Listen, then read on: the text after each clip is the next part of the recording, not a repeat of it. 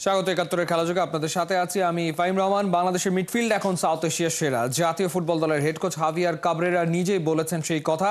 হামজা, শমিত, ফাহমিদুলকে নিয়ে ২৬ সদস্যের প্রাথমিক দল দিয়েছে বাফুফে। দীর্ঘদিন পর দলে ফিরেছেন ফরওয়ার্ড সুমন রেজা। অর্ণবাপীর রিপোর্ট। ফুটবল এখন আর শুধু খেলা নয়, হয়ে উঠেছে আবেগের জায়গা। আর সেই আবেগের নতুন জোয়ার এনেছেন হামজা চৌধুরী, শমিত সোম আর ফাহমিদুলরা। ইতালির লিগে খেলা ফাহমিদুলের ঢাকায় পা রাখার মধ্য দিয়েই শুরু হয়েছে দিনের উন্মাদনা। ফুটবল এখন শহরের প্রতিটি কোণে, সমর্থকদের প্রতিটি শিরায়। জাতীয় দলের হেড কোচ হাভিয়ার কাবরেরা এই মুহূর্তে যেন সময়ের সঙ্গে দৌড়াচ্ছেন। যেই মাঠে তৈরি করতে চান সাফল্যের নতুন ইতিহাস, সেই জাতীয় স্টেডিয়ামের বর্তমান অবস্থা পর্যবেক্ষণ করে তিনি দিয়েছেন বেশ কিছু পরামর্শ। সবুজ ঘাসের সঙ্গে গড়ে তুলতে চান নিবিড় সম্পর্ক, খেলোয়াড়দের জন্য তৈরি করতে চান উপযোগী পরিবেশ। দুপুরে মাঠ পরিদর্শন করে বিকালেই করেন দল ঘোষণা। ফাহমিদুলকে নিয়ে নিজের অবস্থান করেছেন পরিষ্কার। সে একজন প্রতিশ্রুতিশীল খেলোয়াড় নিঃসন্দেহে, কিন্তু এমন সব প্রতিভাবান তরুণ খেলোয়াড়দের ক্ষেত্রে আমাদের ধৈর্য ধরতে হবে এবং ধাপে ধাপে এগোতে হবে। 10 জুন সিঙ্গাপুরের বিপক্ষে এশিয়ান কাপ বাছাই পর্বের ম্যাচের আগে 4 জুন ভুটানের বিপক্ষে প্রীতি ম্যাচ খেলবে বাংলাদেশ। এই দুই ম্যাচের জন্য ২৬ সদস্যের প্রাথমিক দল ঘোষণা করেছে বাফুফে। বাংলাদেশের জার্সিতে অভিষেক হয়ে গেছে হামজা চৌধুরীর। এবার অভিষেকের অপেক্ষায় শমিত সোম। ইতালি লিগে খেলা ফাহমিদুল ইসলামও আছেন স্কোয়াডে। বাংলাদেশের মিডফিল্ড এখন সাউথ এশিয়ার সেরা, মানতে নেই কোনো বাধা। নিঃসন্দেহে দক্ষিণ এশিয়ায় আমাদের মিডফিল্ড অন্যতম সেরা। হামজা, সামিতের মতো খেলোয়াড়রা অনেক গুণসম্পন্ন। সামিতের মানিয়ে নিতে কিছু সময় লাগবে, কারণ সে কানাডা থেকে এসেছে দীর্ঘ ভ্রমণ ও ভিন্ন আবহাওয়ার কারণে। অনেকদিন পর ফরওয়ার্ড সুমন রেজা ফিরেছেন জাতীয় দলে। স্কোয়াডে নতুন মুখ মোহামেডানের জাহিদ হাসান শান্ত। সবশেষ ভারতের বিপক্ষে খেলা 24 জনের স্কোয়াড থেকে বাদ পড়েছেন সোহেল রানা জুনিয়র, চন্দন রায় আর শাকিল হোসেন। আরেক প্রবাসী ফুটবলার কিউবা মিচেলকে কেন দলে রাখা সম্ভব হয়নি দিয়েছেন সেই ব্যাখ্যা। কিউবা মিচেলের বাংলাদেশের পাসপোর্ট পাওয়া এবং ফিফার ক্লিয়ারেন্স সহ বেশ কিছু বিষয়ে আনুষ্ঠানিকতা এখনো বাকি আছে, তাই টিম ম্যানেজমেন্টের সিদ্ধান্তেই প্রাথমিক স্কোয়াডে রাখা হয়নি। 30 মে শুরু হচ্ছে জাতীয় দলের প্রস্তুতি ক্যাম্প, যেখান থেকে গড়ে উঠবে নতুন স্বপ্নের দল, গড়ে উঠবে দেশের ফুটবলের আগামী দিনের গল্প। এই দল শুধু 26 জন খেলোয়াড়ের নাম নয়, এটা 16 কোটির স্বপ্ন। যে স্বপ্নে লাল সবুজ ফিরে পেতে চায় হারানো গৌরব, ফিরে পেতে চায় এশিয়ার সম্মান। অর্ণবাপী, ৭১। বাংলাদেশ ফুটবলে হাইপ তুলে আগমন। সৌদি ক্যাম্পে 2 সপ্তাহ ট্রেনিং, এরপর সেখান থেকে বিদায়। মাঠে না নেমেও তারকাখ্যাতি পাওয়া ফাহমিদুল ইসলাম অবশেষে বাংলাদেশের মাটিতে। এশিয়ান কাপের বাছাইয়ে সিঙ্গাপুরের বিপক্ষে অংশ নিতে সকাল 8:30টায় ঢাকা এসছেন ইটালিয়ান লিগে খেলা এই ফুটবলার। বিমানবন্দর থেকে গেছেন টিম হোটেলে। ফাহমিদুলের আগমনের বিস্তারিত জানাচ্ছেন হাসান সজীব। ইতালির রোম থেকে ঢাকায় প্রায় ৭,৫০০ কিলোমিটার লম্বা জার্নি। তারপরেও ফাহমিদুল ইসলামের চোখে মুখে ছিল হাসি। বেশ চিলমুড়ে ছিলেন এই ফুটবলার। তাকে বরণ করে নিতে এয়ারপোর্টে উপস্থিত হয়েছিলেন সমর্থকেরা। তবে আফসোস, তাকে সেই ফুলটা দিতে পারেননি, কারণ ফাহমিদুল ইসলাম যখন এয়ারপোর্ট থেকে ঠিক বের হচ্ছিলেন, সমর্থকেরা গেট খুলে ভেতরে প্রবেশ করে।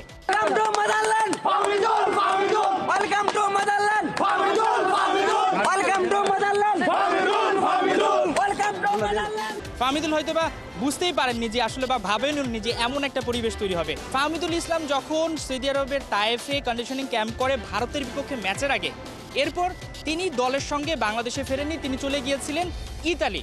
এবং তখনই সমর্থকেরা আন্দোলন করে, যেটা বাংলাদেশের ফুটবলের ইতিহাসে একটা বিরল ঘটনাই, যে কোনো একটা ফুটবলারের এখনও লাল সবুজের জার্সিতে অভিষেক হয়নি, তবে তাকে দলে নেয়ার জন্য সমর্থকেরা রাস্তায় নেমে পড়েছে। বয়সটা কিন্তু মাত্র 18, এটা আপনাকে বুঝতেই হবে। এবং হাভিয়ার কাবরেরা বলছিলেন যে তিনি আসলে এখনও জাতীয় দলের জন্য প্রস্তুত নন। তবে এই মতের সাথে একমত হতে পারেননি অনেকে। সমর্থকেরা এটার পক্ষে বিপক্ষে নানা কথা বলেছেন। এরপর গল্পটা আপনারা সবাই জানেন। বাফুফের সভাপতি তাবিত আওয়াল তিনি নির্দেশনা দেন সিঙ্গাপুরের বিপক্ষে ম্যাচের আগে যাতে প্রাথমিক স্কোয়াডে ফাহমিদুলকে নেওয়া হয়, এবং তারপরেই হাভিয়ার কাবরেরা ফাহমিদুলকে দলে অন্তর্ভুক্তি করেন। তবে তিনি আসলে একাদশের সুযোগ পাবেন কি পাবেন না সেটা পরবর্তী ঘটনা, সেটা হাভিয়ার কাবরেরার ডিসিশন। তবে এই যে ফাহমিদুল ইসলাম ইতালির রোম থেকে ঢাকায় আসলেন, তাকে ঘিরে মিডিয়া কাভারেজ, তাকে ঘিরে ভক্তদের উচ্ছ্বাস, এটা কিন্তু বাংলাদেশের ফুটবলের জন্য একটা ইতিবাচক দিকই হয়ে দাঁড়াবে।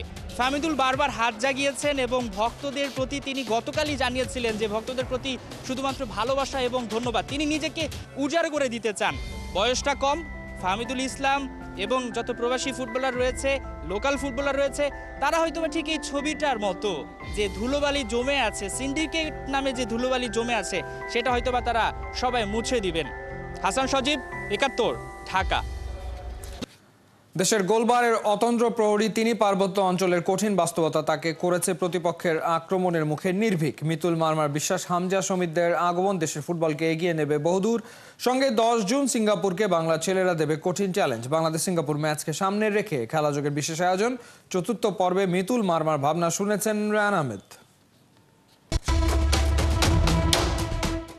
ফুটবল খেলাটা গোলের, তাই জাতীয় দল কিংবা ক্লাব ফুটবল সব জায়গাতে স্ট্রাইকারদের আবেদনটা থাকে আলাদা। তবে প্রতিপক্ষ যখন গোলের খোঁজে হন্যই হয়ে ডিফেন্স চিরে চলে আসে, সে মুহূর্তে আপনাকে বাঁচাতে লাস্ট লাইন অফ ডিফেন্স হিসেবে থাকে আপনার দলের গোলকিপার। সেই গোলকিপাররাই অনেকটা সময় থেকে যান আনসাং হিরো হিসেবে, লাইমলাইটের অনেকটা দূরে। এই মুহূর্তে আমার সঙ্গে আছেন বাংলাদেশ জাতীয় দলের সেই আনসাং হিরোদের একজন, প্রধান গোলকিপার মিতুল মারমা। মিতুল, কেমন আছেন? জি ভালো আছি, আপনি কেমন আছেন? অনেক ভালো আছি। আমরা কথা বলছিলাম সেভ নিয়ে। আপনার একটা দারুণ সেভ আছে অস্ট্রেলিয়ার বিপক্ষে। অস্ট্রেলিয়ার ফুটবলার যিনি পেনাল্টিটা নিচ্ছিলেন, উনি কিন্তু বেশ নার্ভাস ছিলেন। আপনি কি ওটা বুঝতে পারছিলেন? আপনার মাথায় কি চলছিল সেই সময়টা? আসলে ওই মুহূর্তে আসলে আমি রিড করছিলাম আসলে কি হতে পারে। তো যখন ও বল নিচ্ছিল আমি তখনও মানে ফোকাসে ছিলাম যে ও আসলে কি মানে ও কেমন প্রিপারেশন নিচ্ছে পেনাল্টি। তো আমার দেখে মনে হয়েছে যে সে মানে আমার ফেভারে মারতে পারে। তো আমি ছিলাম বেশ মানে চাঙ্গা ছিলাম ওই মুহূর্তে, যেহেতু আমরা ম্যাচটা অলরেডি হেরে যাচ্ছিলাম। তো আমার কাছে তখন আরেকটা গোল হলে আমার মানে খুব একটা ছিল না। তো যার কারণে আমি কনফিডেন্স ছিলাম যে আমার এটা আসলে বাঁচাতে হবে। আমরা তো হামজা চৌধুরীকে বিভিন্নভাবে দেখেছি গণমাধ্যমে। সতীর্থ হিসেবে আপনি কিভাবে মূল্যায়ন করেন, কনসিডারিং আমি প্রায়ই দেখি আপনি হামজার সাথে ছবি আপলোড করেন, ইভেন গত রাতেও করেছেন হামজার সাথে একটা ছবি আপলোড। আসলে হচ্ছে ওনাকে নিয়ে আসলে এটা বলে বোঝানো যাবে না। যারা হচ্ছে ওনাকে কাছে থেকে পেয়েছেন বা ওনার সাথে যারা আমরা আছি, আমরা পেয়েছি, আসলে আমরা এখন যদি বলি এটা আসলে মানুষ বিশ্বাস করতে চাবে না বা আমরা বলে বুঝাতে পারবো না যে কীরকম মানুষ। অত্যন্ত ভালো মানুষ, খুবই ভালো মনের মানুষ, আর হচ্ছে খুবই ফ্রেন্ডলি। আর মানে কখনো মনে হয় না যে আমরা ফার্স্ট টাইম খেলতেছি। অনেক মানে খুবই অনেস্ট গাই। হামজা চৌধুরীর সঙ্গে তার মানে মানিয়ে নিতে কোনো অসুবিধাই হয়নি, এত বড় মাপের ফুটবলার কিন্তু মাটির মানুষ বলে? না, আসলে বিষয়টা হচ্ছে উনি আমাদের সাথে মানে মানিয়ে নিয়েছেন এত তাড়াতাড়ি, এটাই হচ্ছে ওনার ক্রেডিট। আসলে আমরা কখনো ভাবি না যে আমরা এত ফ্রেন্ডলি, আমরা একটা মানিয়ে নিতে পারবো। হামজা চৌধুরীর পথ ধরে বাংলাদেশের সমিত সোমের আগমন হচ্ছে এবং সব ঠিকঠাক থাকলে হয়তো সিঙ্গাপুরের বিপক্ষেও তিনি থাকবেন। কতটা এক্সাইটেড সমিত সোমের সঙ্গে ড্রেসিং রুম শেয়ার করতে পারার ব্যাপারটা নিয়ে, এবং কি মনে হচ্ছে সিঙ্গাপুরকে কি আমরা হারিয়ে দিতে পারবো?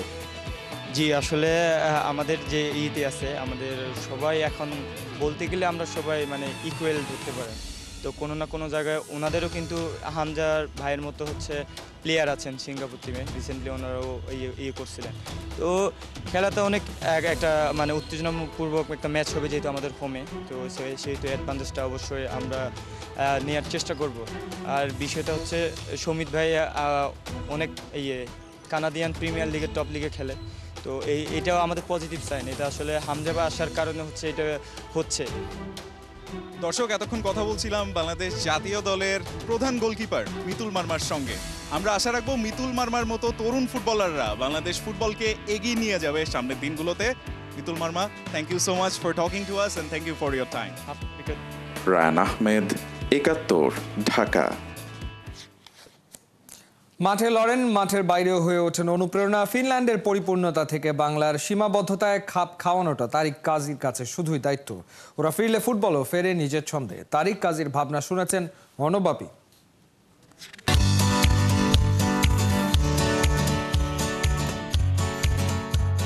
দেশের ফুটবলে আরেক ভরসার নাম তারিক কাজী। তিনি কথায় না, কাজেও কাজের কাজী। তার কাজটা মূলত প্রতিপক্ষের বিরুদ্ধে প্রতিরোধ গড়ে তোলার সাথে সাথে সেতু বন্ধনও। দেশের ফিনিশ ফুটবলে যে ফিনিশিং টাচ দিয়েছেন সেই কারণেই কিন্তু আরও অনেক প্রবাসী ফুটবলার উড়ে আসছেন বাংলাদেশে। তারিক, কীরকম কাটলো এই সিজনটা বসুন্ধরার হয়ে? ফ্র্যাঙ্কলি স্পিকিং, আমি সিজনের প্রথম লেগটা আমি আর্মিতে ছিলাম, তারপর আসার পরে আমার এক্সপেকটেশন নিজের কাছে অনেক হাই ছিল, কিন্তু আনফর্চুনেটলি আমি এটা ডেলিভার করতে পারলাম না।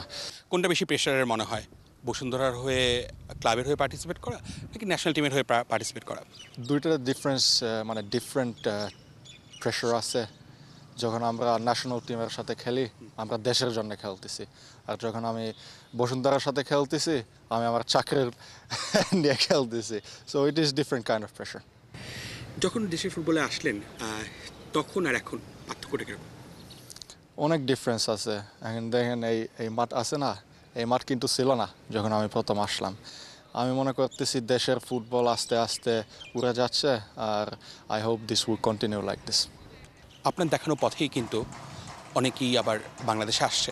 সবশেষ হামজার সাথে আপনার পার্সোনালি ইন্টারেকশনটা কিরকম ছিল? কী ধরনের কমিউনিকেশন হয়েছে? টু বি অনেস্ট, যেভাবে আমরা কনভারসেশন করছি it's like among friends, so I only have positive things to say about Hamza. Local ফুটবলারদেরকে মনে করা হচ্ছে প্রবাসী ফুটবলারদের প্রতিপক্ষ। No, for me, ever since I have come, everyone has supported me very well. Not only Hamza, they have lots of names like Fahmidul and Shamid Shom. Hamza can already bring that intensity to on the pitch, and Fahmidul has a lot of potential for the future. I think surely if he keeps growing his development, he will bring a lot of love for the Bangladeshi fans. Shamid Shom, do you know about him? হ্যাঁ, আমি ওনার সাথে 1 বছর আগে ফোনে কথা বলছি। উনি আমার কাছ থেকে জিজ্ঞাসা করছে বাংলাদেশ কেমন, ন্যাশনাল টিম কেমন, এখানে সব কিছু কেমন চলে। So I know him sort of. ভারতের বিপক্ষে ওদের দেশের মাটিতে ড্র করেছি, ইটস ওকে। জিতলে কি আরও বেশি ভালো লাগতো? কোথায় আমাদের ভুলগুলো ছিল? জিতে তো অবশ্যই আরও ভালো লাগতো, কিন্তু দিস ইজ ফুটবল। আমি মনে করি আমরা অনেক ভালো পারফরমেন্স করেছি। নেক্সট ম্যাচ এগেনস্ট সিঙ্গাপুর কি মনে হচ্ছে? মানে আমি শুধু একটা অবজেক্ট নিয়ে মাঠে নামবো, আর এটা হলো জিতা, 3 পয়েন্ট নেওয়া। আর আমি আশা করি আমরা we can get the full stadium in the fully newly renovated national team stadium, and I hope we can create a good atmosphere, get a good team performance and get the 3 points. তারিকরা আসছেন, গতি পাচ্ছে দেশের football, আবার যেন craze ফিরে পেয়েছে, ফুটবলের সমর্থক বাড়ছে, সবাই খোঁজ খবর রাখছে। এই সবগুলোই কিন্তু এক একটা ভালো লক্ষণ, যেটা দেশের ফুটবলকে নিয়ে আগামীর প্রত্যাশা করা যায়, ভালো কিছু আশা করা যায়। অর্ণব বাপি, ৭১, ঢাকা। হামজা সমিত্রা চোখের সামনে ঘরের মাটিতে দাপিয়ে বেড়াবেন জাতীয় স্টেডিয়ামে, এমন সুযোগ মিস করতে চান না দর্শকরা। সবার আগ্রহ তুঙ্গে থাকায় টিকিট ছাড়া মাত্রই হয়েছে সোল্ড আউট। তবে টিকিট না পেয়ে হামজাদের ম্যাচের টিকিট জাল বা কালো বাজারি করলে বাফুফে গ্রহণ করবে শাস্তিমূলক ব্যবস্থা, জানা গেছে এমনটাই। এবার অনলাইন টিকিট হওয়ায় সেখানে থাকবে আইডি, নাম ও নম্বরের তথ্য। এসবে কোনো গড়মিল থাকলে যার নাম ও আইডি দিয়ে সেটি কেনা হয়েছে তার নামে করা হবে মামলা, এমনটাই জানিয়েছেন বাফুফের কম্পিটিশন কমিটির অন্যতম সদস্য তাজওয়ার আওয়াল। এছাড়া সিঙ্গাপুর ম্যাচের আগে এশিয়ান কাপ বাছাইয়ের প্রস্তুতির অংশ হিসেবে ভুটানের বিপক্ষে একটি ফ্রেন্ডলি ম্যাচ খেলবে বাংলাদেশ। শীঘ্রই সেই ম্যাচের টিকিট ছাড়ার ঘোষণাও দিয়েছে কম্পিটিশন কমিটির এই সদস্য।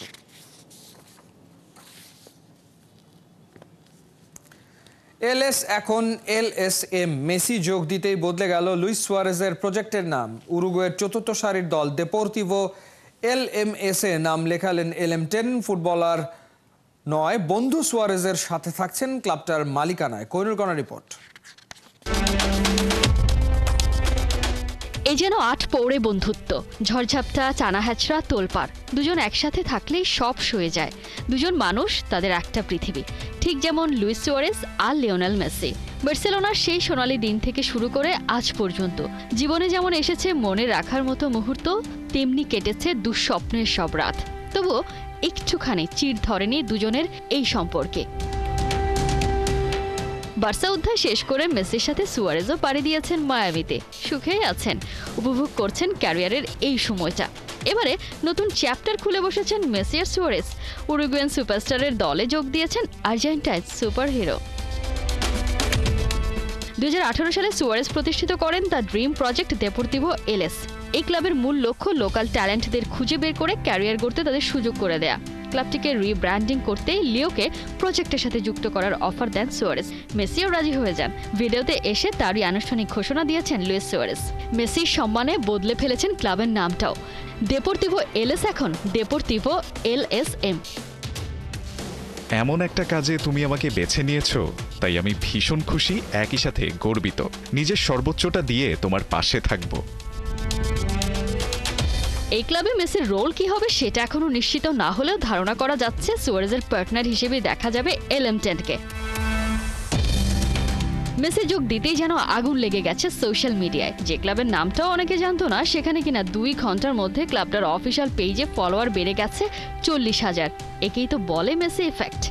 সবকিছু ঠিকঠাক থাকলে আসছে বছর অভিষেক হবে উরুগুয়ের 4র্থ সারির ক্লাব দেপোর্তিভো এলএসএম এর। কোহিনুর কণা, 71। এই ছিল এই মুহূর্তের খেলাযোগের সরাসরি সংবাদ অনুষ্ঠান। দেখতে চোখ রাখুন 71-এর ফেসবুক পেজ এবং সাবস্ক্রাইব করুন 71-এর ইউটিউব চ্যানেল। 71-এর সাথে থাকুন।